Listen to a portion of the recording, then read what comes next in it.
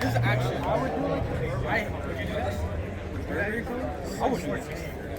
Not that color though, like, say like red and black to match the white detail. I don't think red and black, that's not like too really slow to see. Some Scorpion? Materials.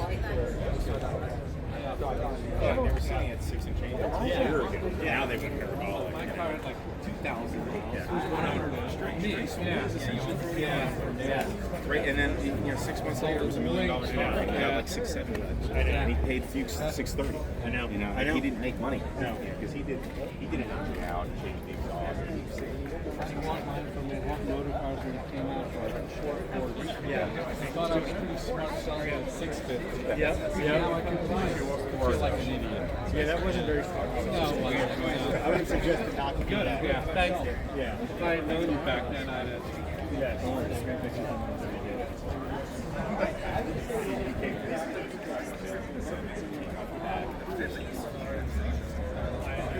Why don't they put the Bugatti killer next to it? Yes.